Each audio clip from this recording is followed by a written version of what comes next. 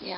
Alright, this video is going to be an overview of rebuilding this Santana 20 into a nice little trailerable cruising beach boat.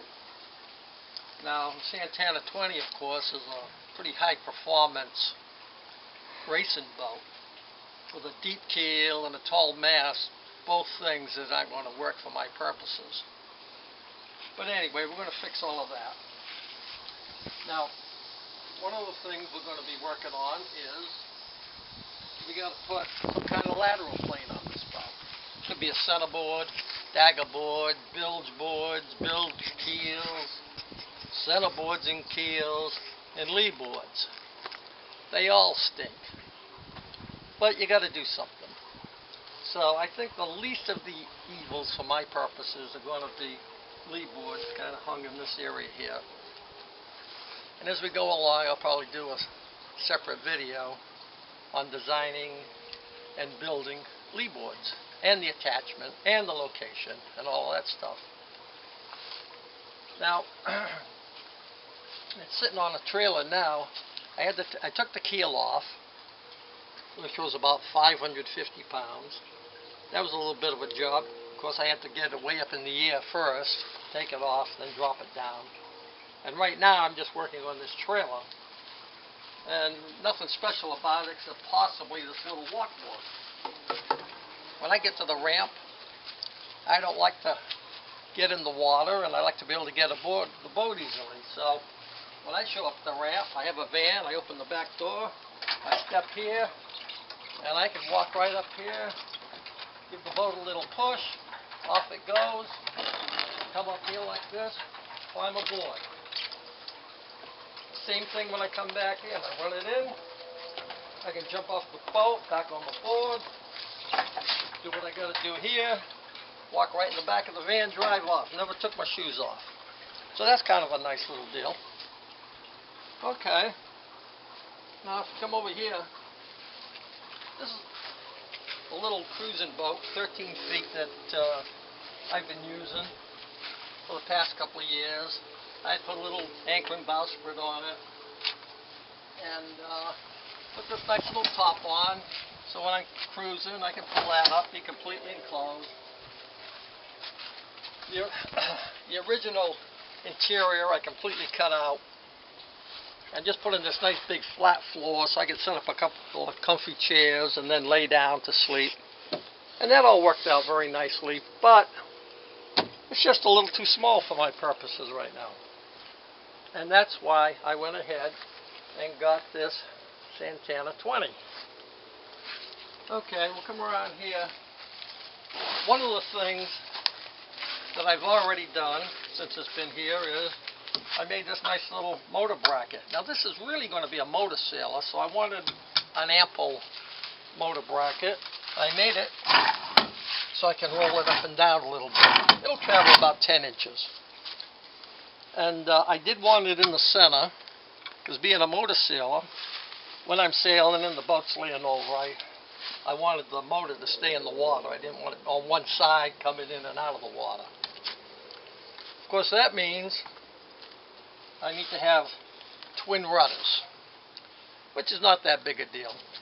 And they'll kick up completely for when I hit the beach. And I might have a video on making rudders and figuring out how the rudder's going to work. Because it turns out the boat came with this beautiful varnish tiller, one of the few things on the boat that was actually nice. And so I want to use that, so I'll be hooking up a linkage between that tiller and the two rudders. And I could even hook it up to the motor if I want to go that route, because it's sometimes kind of nice to be able to move the motor with the tiller, and then you got some real serious maneuverability. Okay, while we're here, oh well, check this out. Working on boats around the yard, you're lifting them up, pushing them here, pushing them there. So these little hosses, like this, are invaluable. You pick it up a little bit, you shove it underneath, you're good to go. Okay? Now, we're going to go inside just for a moment to look at something. This boat's going to be rigged as a catch.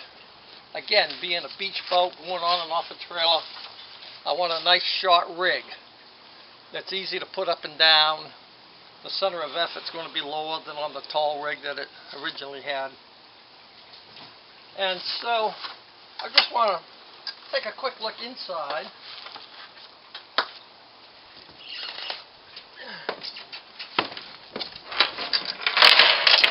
Okay, and my camera person can come on inside just to look at one little thing quickly.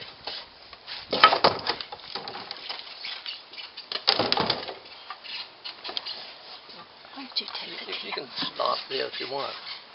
Stop it. I'm recording. Does that show down there? Yeah, I'm recording. Oh, you're recording? Okay. The reason we came down here is the main mast is going to be unsupported, which means it's got to come on down through and be on a fairly substantial mast step. Well, the way this boat is laid up, it's got this area in here like this, and I'm thinking a mast step that's in this area, attached all the way around, will be a really good place to put the mast. So that's where the mast is going to go. And we'll work everything else out from there. Okay. You can see here where I plugged the holes for the keel bolts. So we're all watertight now, hopefully. Okay, now just a quick look back here.